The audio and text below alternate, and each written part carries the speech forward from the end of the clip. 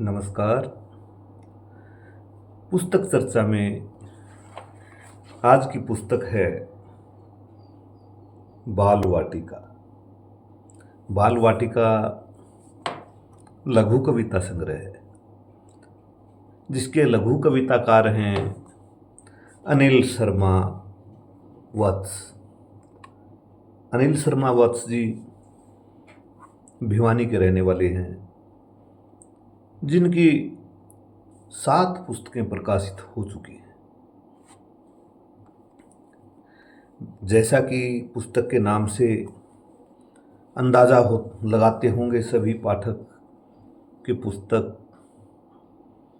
बाल कविताओं की है, बाल मनोविज्ञान की होगी, लेकिन नहीं, ये बाल मनोविज्ञान की नहीं है। इसमें विभिन्न विषयों पे लघु कविताएं हैं।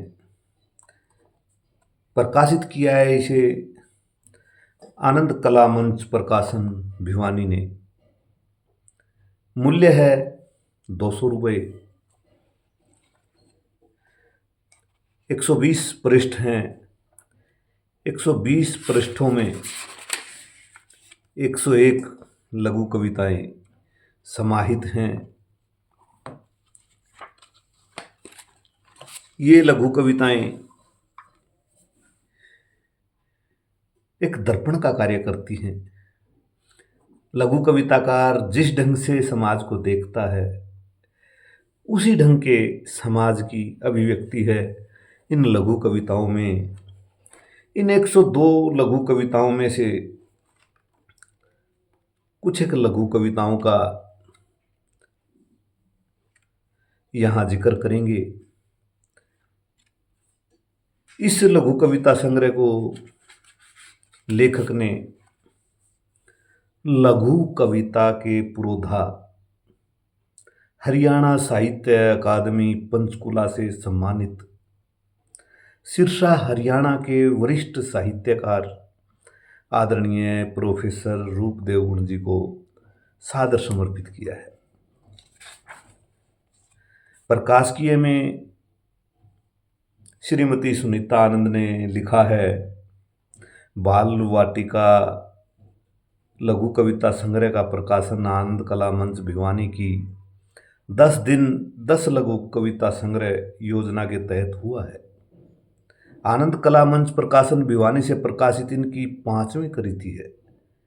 इससे पहले इनकी 4 कृतियां क्रमशः काव्य कलश, खुड़कदे काषण, अमृत सुधा, किलकारी आदि प्रकाशित हुई हैं। इस लघु कविता संग्रह की भूमिका प्रोफेसर रूपदेव गुण जी ने लिखी है, जिन्होंने अपने आलेख का शीर्षक दिया है विभिन्न विषयों पर आधारित रोचक लघु कविताएं।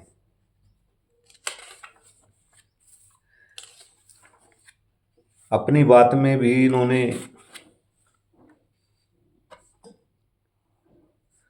लघु कविता क्यों लिखी, लघु कविता की ओर क्यों प्रवृत्त हुए लिखा है। इसके अतिरिक्त इन्होंने एक अन्य लघु कविता में भी ये लिखा है कि इन लघु कविता इन्होंने क्यों लिखी।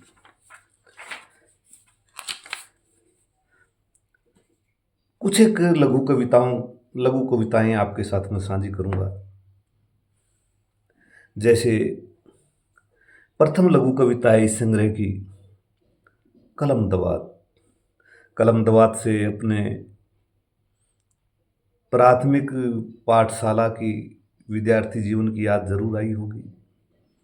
पहले कलम और दवात साथ साथ रहते थे। पहले कलम और दवात साथ साथ रहते थे, फिर कलम में ही स्याही डलने लगी।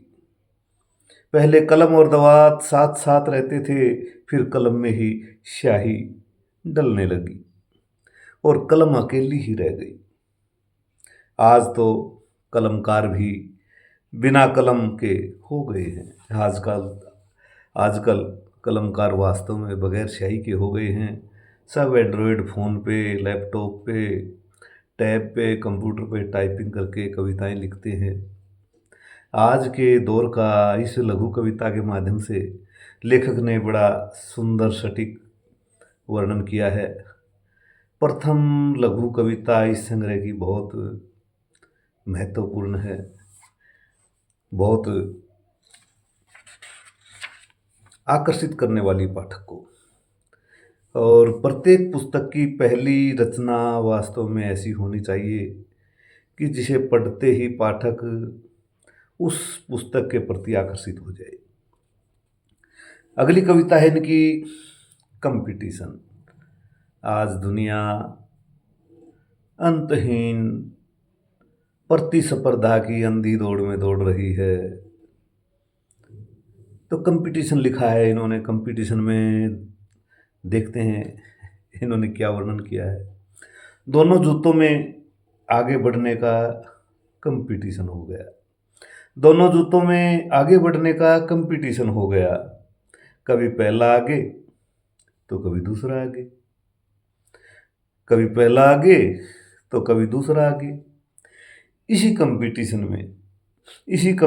में मनुष्य ने फायदा उठा लिया।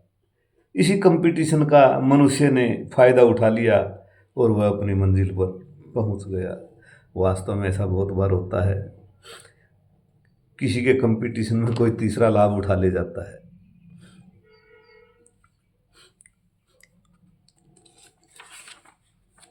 और भी बहुत सी रचनाएं हैं। एक हाँ, इस किताब का जो टाइटल रखा है, नाम रखा है बाल वाटिका, वो कविता भी जरूर मैं आपके साथ साझी करूँगा। बाल वाटिका। इस बाल वाटिका से पाठक को ये भूलेखा हो सकता है कि यह पुस्तक बाल कविताओं की होगी। तो बाल वाटिका कविता, लघु कविता मैं आपके साथ साझी कर रहा हूँ। मेरी प्यारी बाल वाटिका में। मेरी प्यारी बाल वाटिका में मेरे साथ सभी छोटे छोटे पोत्र पोत्रियां हैं, जो प्यार से मेरे कंधों पर चढ़कर धूम मचाते हैं और मुझको दादा दादा कहकर मेरे हाथों में झूलते हैं। ये दृश्य प्रत्येक परिवार में होगा। प्रत्येक घर की परिवार की रौनक बच्चों से ही होती है, और दादा का पोते पोतियों से, पोते पोतियों का दादा से लगाव भी विशेष होता है, जिसका इन्होंने यहाँ पर चित्रण किया है। अगली कविता है सच्चाई। आपको डुबोने के लिए, आपको डुबोने के लिए दुनिया में ऐसे लोग भी मिलेंगे।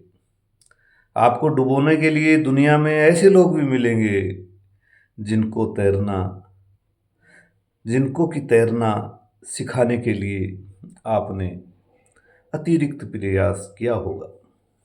आपको डुबोने के लिए दुनिया में ऐसे लोग भी मिलेंगे जिनको तैरना सिखाने के लिए आपने अतिरिक्त प्रयास किया होगा। आज यही जीवन की सच्चाई है। लगभग प्रत्येक व्यक्ति के साथ ऐसा कहीं ना कहीं घटित जरूर हो जाता है, जो इन्होंने इस कविता में सच्चाई बयान की है। अगली कविता आपके साथ साझी करना चाहूँगा, प्यार। एक वह लैला थी, एक वह लैला थी जिसके लिए मजनू लोगों को के पत्थर तक खाता था। एक वह लैला थी जिसके लिए मजनू लोगों के पत्थर तक खाता था, और उसे पाने के लिए, और वह उसे पाने के लिए दर दर भटकती थी। एक वह लैला थी जिसके लिए मजनू लोगों के पत्थर तक खाता था, और वह, यानी कि लैला, और वह उसे पाने के लिए दर दर भटकती थी। आज का प्यार तो आज का प्यार तो ऑनलाइन हो गया। आज का प्यार तो ऑनलाइन हो गया। मोबाइल रिचार्ज, खाना पीना और ऐश करने को ही प्यार कहने लगे लोग। इस कविता में आज के प्यार की कड़वी सच्चाई का रहस्योद्घाटन किया है। इसके अतिरिक्त प्रेम का दर्द, प्रेम टूटता है, और भी रचनाएं हैं जो प्यार के प्रसंग को छूती हैं। अगली कविता मैं आपके साथ साझी करूंगा कड़वा। नीम कड़वा होता है, नीम कड़वा होता है, लेकिन उसमें अनेक गुण हैं। नीम कड़वा होता है, लेकिन उसमें अनेक गुण हैं। इतने गुण इतने गुण होने के बावजूद भी इतने गुण होने के बावजूद भी लोगों से जुड़े रहने के लिए कभी न कभी उसे निम्बोली के रूप में कभी न कभी उसे निम्बोली के रूप में ही सही मीठा होना पड़ता है। मीठा होना पड़ता है। मिठास जीवन में बहुत ज़रूरी है। बहुत सुंदर वर्णन किया है इन्होंने। अगली कविता है इनकी जो मैं आपके साथ साझी करना चाहूँगा, मेल। मिल जाता है पानी दूजे पानी के साथ, मिल जाता है पानी दूजे पानी के साथ, अच्छा या गंदा नहीं देखता। मिल जाता है पानी दूजे पानी के साथ, अच्छा या गंदा नहीं देखता।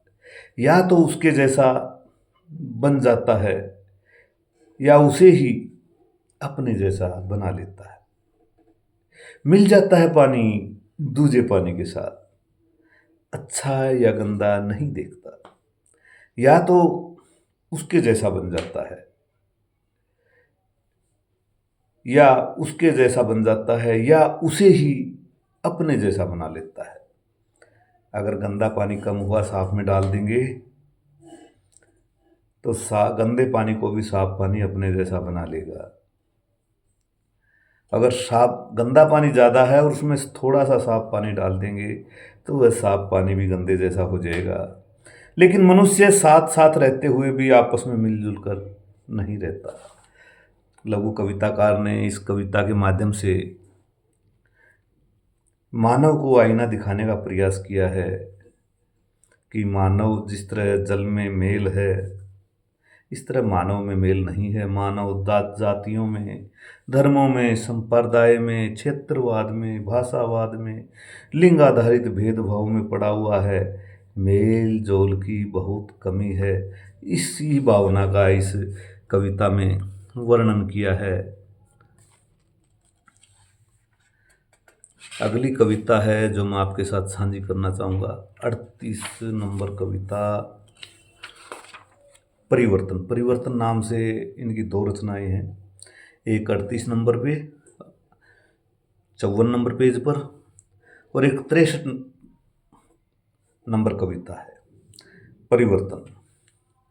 चाहे कुछ भी हो, चले या रुके, लेकिन चाहे कुछ भी चले या रुके, लेकिन यह बात तो तय है कि परिवर्तन कभी भी रुक नहीं सकता।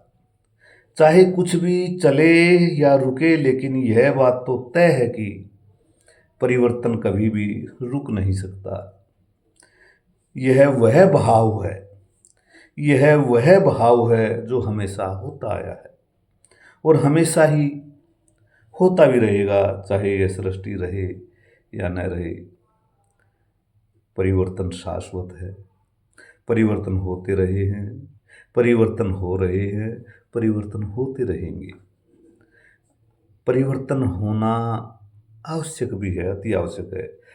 और दूसरी रचना भी इनकी जो 63 क्रम पर रचना है, वो भी लगभग ऐसे ही भावों की है। तो लेखक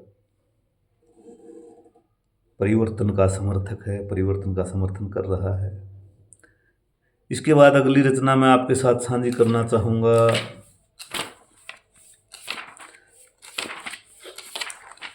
आश्चर्य। सबसे बड़े आश्चर्य की बात यह है कि सबसे बड़े आश्चर्य की बात यह है कि अपना उधार में दिया हुआ पैसा वापिस मांगने के लिए भी सबसे बड़े आश्चर्य की बात यह है कि अपना उधार में दिया हुआ पैसा वापिस मांगने के लिए भी हमें गिड़गिड़ाना और कारण बताना पड़ता है कि हमारे पैसे की हमें आवश्यकता क्यों है। जीवन का, व्यवहार का, समाज का रवैये को इन्होंने इस लघु कविता के माध्यम से चित्रण करने का सुंदर प्रयास किया है। अगली कविता मैं आपके साथ साझी करना चाहूँगा।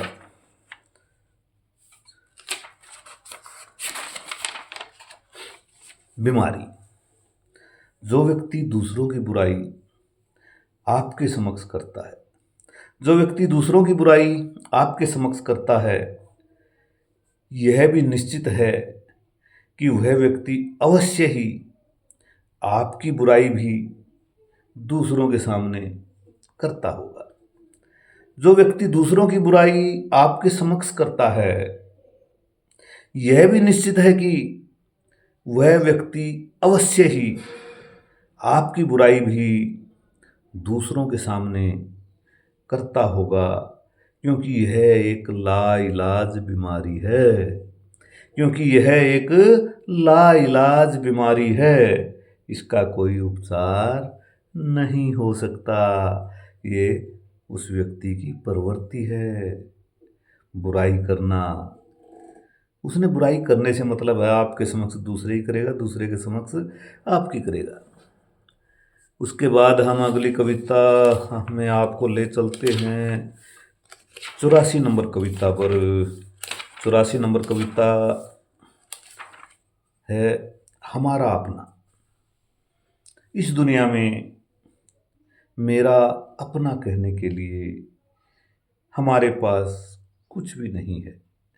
इस दुनिया में मेरा अपना कहने के लिए हमारे पास कुछ भी नहीं है। तन की तो बात ही छोड़ो, तन की तो बात ही छोड़ो, यहाँ तक कि हम सांसें भी अपनी मर्जी से नहीं ले सकते। इनका भी कोई भरोसा नहीं, इनका भी कोई भरोसा नहीं। ये कब रुक जाएं चलती चलती, ये कब रुक जाएं चलती चलती। बिल्कुल सही कहा लघु कविताकार ने। जीवन की अंतिम सच्चाई का रहस्योद्घाटन किया है। सांसों का कोई भरोसा नहीं, सांस पता नहीं किस घड़ी किस मोड़ पर जीवन की शाम हो जाए। अगली कविता है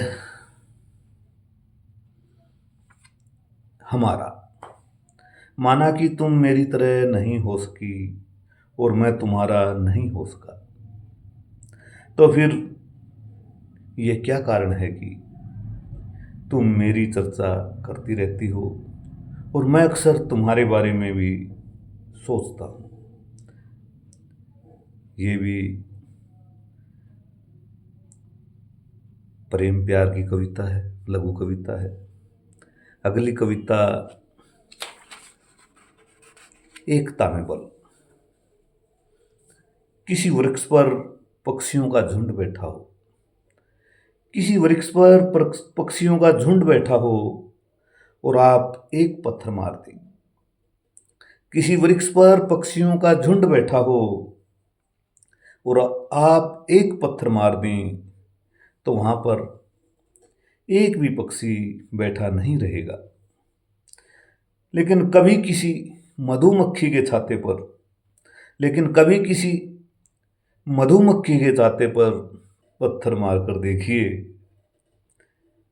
इसलिए कहा जाता है कि एकता में बल है। लघु कविताकार ने इस कविता के माध्यम से समाज को एकजुट रहने का आह्वान किया है और एकता में बल बताया है, और वास्तव में एकता में बल है। भारत बार बार विदेशियों का गुलाम क्यों होता रहा? क्योंकि भारत में एकता नहीं थी। छोटे छोटे राजा एक राजा दूसरे राजा से लड़ते रहते थे। सभी लोगों को सेना में भर्ती होने का अधिकार नहीं था। समाज के मात्र 1/4 हिस्से को सैनिक बनने का, युद्ध करने का अधिकार था।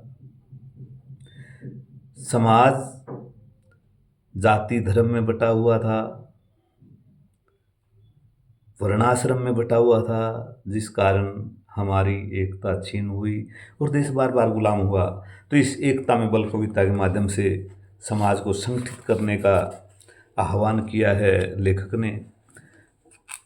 एक कविता और आपके साथ साझी करना चाहूँगा, 90 नंबर कविता, जिसका शीर्षक है इच्छाएं।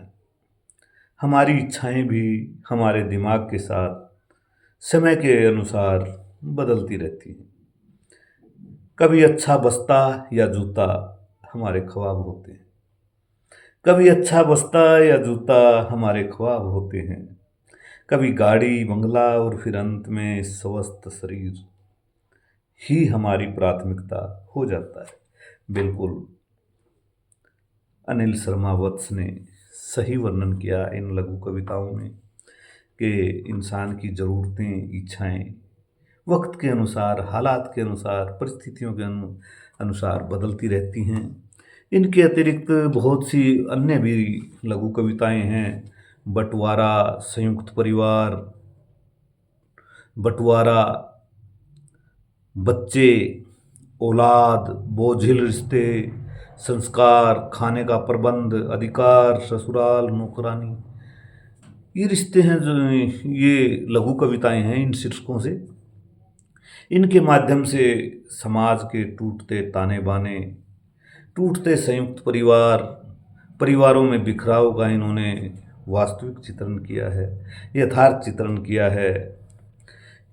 इनके अतिरिक्त इनकी कुछ रचनाएं हैं, शाबाशी, सांप और जहर, लाठी या ताकत, पाजामा, वहम, सुगर, परंपरा, घुटनों के बल। इन लघु कविताओं में हास्य के पुट भी हैं। इनके अतिरिक्त और बहुत सी रचनाएं हैं, इन जिन रचनाओं में आप समाज का चित्र देखेंगे, विभिन्न चित्र देखेंगे। इस संग्रह की भाषा सहज, सरल, सरस है। साधारण से साधारण व्यक्ति, साधारण से साधारण पाठक इसे पढ़कर लाभ उठा सकता है, इन कविताओं को पढ़ सकता है, चिंतन मनन कर सकता है। सहज सहज भाषा में, आम बोलचाल की भाषा का प्रयोग करते हुए लेखक ने सार्थक प्रयास किया है। आज की पुस्तक चर्चा में इतनी ही चर्चा कबूल कीजिए। फिर किसी दिन किसी और पुस्तक के साथ आपके समक्ष हाजिर होऊंगा। अभिवादन स्वीकार कीजिए।